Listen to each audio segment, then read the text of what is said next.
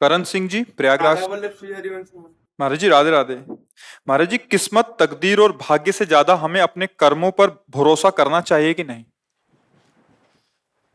और कर्मों से भी ज्यादा भगवान पर करना चाहिए भरोसा।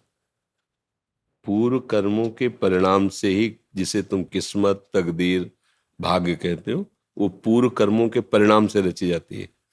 तो हम ऐसे महान कर्म कर लें तो हम उसको मिटा सकते हैं।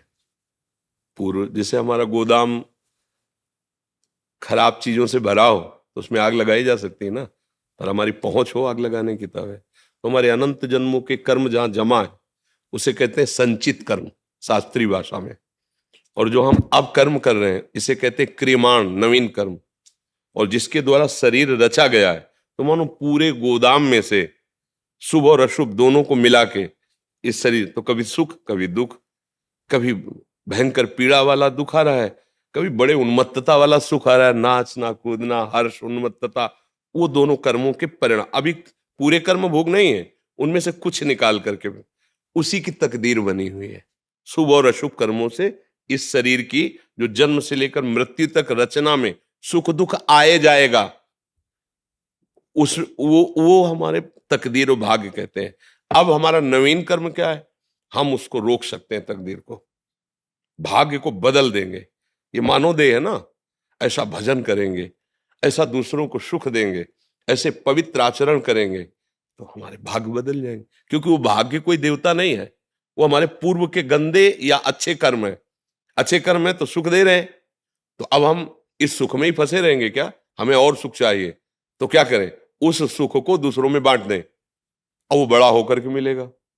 अब हम क्या करते हैं? अपने सुख के लिए दूसरों के सुख का नाश करते हैं। अब वो और बड़ा होकर के मिला तो महा दुख भोग रहे हैं, लाश से न समझने के कारण। तो दुख और सुख देने वाले शुभ और अशुभ कर्म जो हमारे भाग्य में लिखे हैं, वो अगर हम मिटाना चाहें तो एक ही बात है, भगवान की शरण में होकर नाम जप करते हुए दूसरों को सुख पहुंचाए।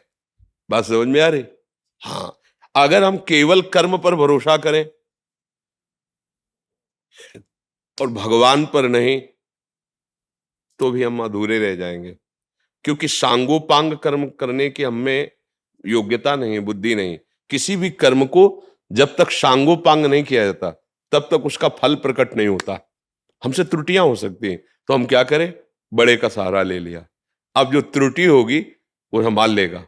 और हमारे कर्म जो हैं वो जब भगवत समर्पित हो जाएंगे, यत करोषि, जो भी कर्म कर रहे हो, अब वो हमारे प्रारब्ध को भोगने की सामर्थ्य देंगे और पूर्व संचित जिससे भाग्य बना है उसको नष्ट कर देंगे। तब हमें मोक्ष प्राप्त होगा, भगवत प्राप्ति होगी, हमारा मंगल होगा। तो ये मनुष्य जन्म कर्म भोगने के लिए नहीं मिला, उनको मिटाने के लिए मिला है। कि कोई भी कर्म हम मिटा सकते हैं भजन के बल से। उसे अब जब प्रारब्ध भोग आया है, क्या क्या समस्या है? प्रारब्ध भोग आया तो इतना बड़ा आया है, क्यों आया है? आखिरी जन्म है, खेल का आखिरी सोपान है, खत्म। जितना स्टॉक सब भस्म जो है सब, अब अपने घर जाना है, छुट्टी। जब घर जाना होता है ना तो दुकान समेट ली जाती है ना, बस समेट गई दुकान। बस यही बात समझाने के लिए श्री जी ने बोलने का अवसर दिया है और आप लोगों को सुनने का अवसर दिया है। ए चलना है आज नहीं तो कल, और जहां चलना है वहां इस देश की कोई भी सामग्री काम नहीं आएगी। वहां के लिए अलग है, अलग अलग सिक्का होता है ना, बदल लो यहाँ का सिक्का।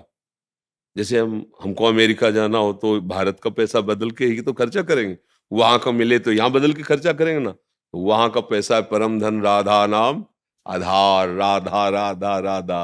अच्छा, यही आपके साथ जाएगा और यही आपको कमाने नहीं दे रही माया, और सब व्यवस्था करेगी, ये नहीं कर ले देगी।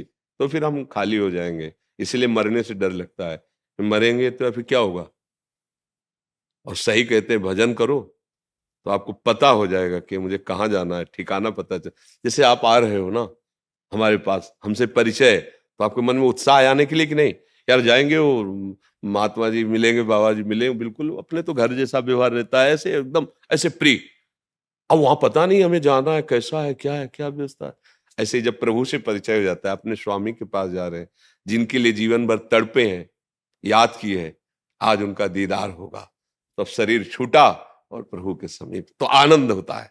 ये बात जल्दी समझ में नहीं आती। कितने दिन रुकोगे, कितने दिन रुकोगे? 80 वर्ष, 90 वर्ष कितने निकल गए? बोले 40 वर्ष, 50 वर्ष, क्या समेट पाए, क्या समझ पाए, क्या भोग पाए? बोले नहीं, अभी प्लान ही बन रहा है। सबका प्लान बन रहा है ना।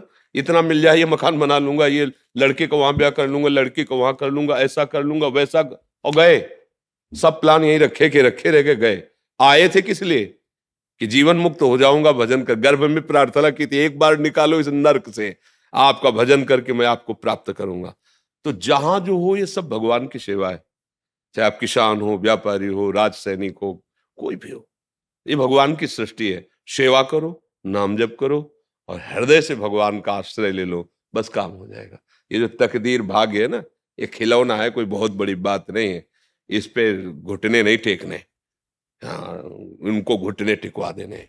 भगवान का बहुत बड़ा बल होता है, जिसके बल से अनंत ब्रह्मांड चल रहे, उनका मैं दास हूं, मैं उनका अंश हूं।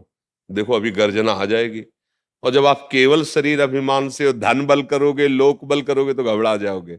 और भगवान का बल है तो हर समय मृत्यु से लड़ते हुए, देखो ना वीर जवान, कहीं भी गोली लग सकती, कभी भी लग सकती, तो इनको तो डिप्रेशन में चले जाना चाहिए। परिवार है, सब है, लेकिन नहीं, जब अपने धर्म की तरफ सोचते हैं कि हमारा स्वरूप है धर्म, देश रक्षा करना, प्रजा को सुख पहुंचाना, तो गोली खाना एक फूल खाने के जैसा है। कोई नहीं, देखो ना, गोलियां चल रही पर शत्रु को परास्त करने के लिए छाती आगे लगाए हुए चले जा रहे हैं। जब लोक धर्म में इतनी बड़ी ताकत है, तो भागवत धर्म में कितनी बड़ी ताकत होगी। उसी धर्म से तो लोक धर्म का प्रादुर्भाव है। इसलिए नाम जप करो, कोई नशा ना करो, ये प्रार्थना है। इससे आप दुखी होगे, आपका परिवार दुखी होगा, और आपकी बुद्धि की धरा नीचे उतर जाएगी गंदे आचरणों में। कोई नशा मत करो, पवित्र भोजन और पवित्र विचार और भगवान का आश्रय, तो मनुष्य जीवन ये मंगलमय हो जाएगा, ये सार्थक हो जाएगा। यही सब